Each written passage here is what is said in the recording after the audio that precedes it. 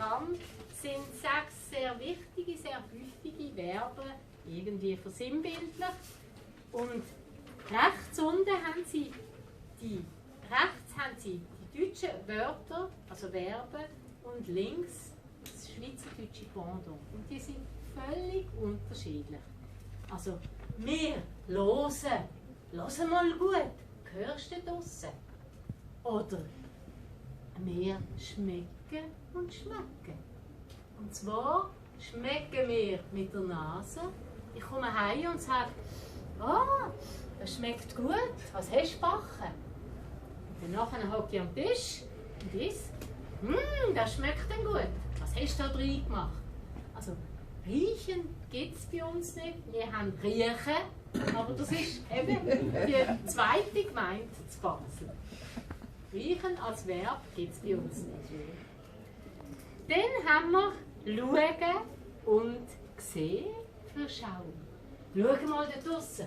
Siehst du das auch, was ich gesehen habe? Und darum auf Wiederschauen, wenn ich ihnen in die Augen schaue. Dann das Herz versinnbildlicht Liebe.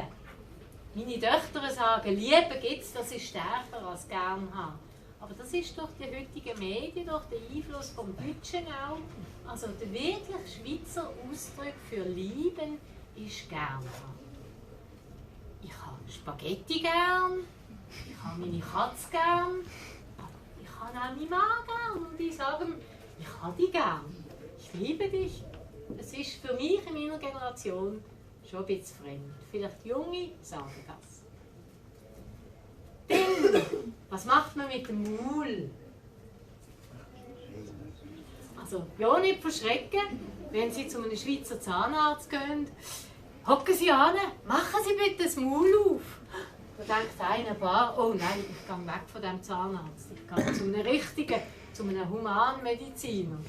Aber im Dialekt, das doch ist das Maul. Und mit dem Maul tut der Basler reden und alle anderen schwätzen. Und schwätzen ist absolut okay. Also ich kann ins Geschäft kommen und sagen, du, los, gestern haben wir eine Sitzung gehabt. Von was haben wir geschwätzt? Ja, und dann wird dann der ganze theoretische Sachverhalt erzählt. Es ist nicht schlecht oder nicht gut reden. Und das, was man mit der Hand macht, das Verb, denke ich, das kennen alle von euch. Morgen um 8 Uhr bis zum Abend um 6 Uhr tut der Schweizer arbeiten, geht er arbeiten. Arbeiten ist ein Verb, das es hier nicht gibt. Sind Fragen dazu? Dann komme ich gerade mal zu diesen 3 Streifen.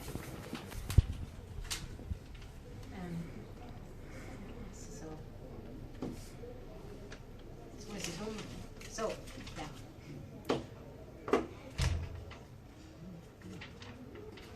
Ja, so ist es richtig. Was bedeutet der Streifen? Was ist das? Zebrastreifen. Das ist das deutsche Wort. Wie sagt der Schweizer? Der Fußgängerstreifen. Genau. Und wenn Kinder in Kinski kommen, in der ersten Woche kommt schon der Polizist in den Kindergarten und lehrt die Kinder über den Fußgängerstreifen laufen. Und was lehren die Kinder? Wie müssen sie über den Fußgängerstreifen laufen? Was müssen sie machen vor diesem Streifen? Loslaufen. Perfekt. Schauen. Losen. Die beiden Verben kennen wir jetzt. Und laufen. Aber man weiss doch ganz genau, man sollte nicht über den Fußgängerstreifen rennen. Man sollte doch laufen. Also langsam gehen. Und das ist ein weiteres Verb, wo ein Unterschied ist zwischen Hochdeutsch und Dialekt. Die Schweiz, ein Bärli, sie ist Schweizerin, er ist Deutsche. Und sie kommen zu Abend beide heim und sie sagt, oh du, los, gehen wir noch ein bisschen laufen.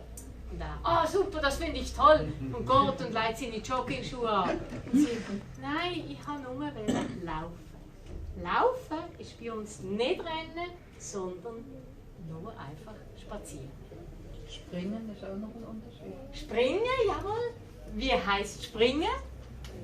Springen ist auch Rennen für uns. Ja, im Dialekt, was ist Springen? Laufen, schnell laufen. Gumpen. Gumpen. Und Kinder kaufen ein Seil. Gumpi. Gumpen ist Springen, also hüpfen. Ja. Ah, Springen Aber meinen man Sie sagt für... doch, geh, spring schnell, lauf schnell. Das sagt man springen. Also Hochdeutsch wahrscheinlich, aber im Dialekt pressieren, pressieren.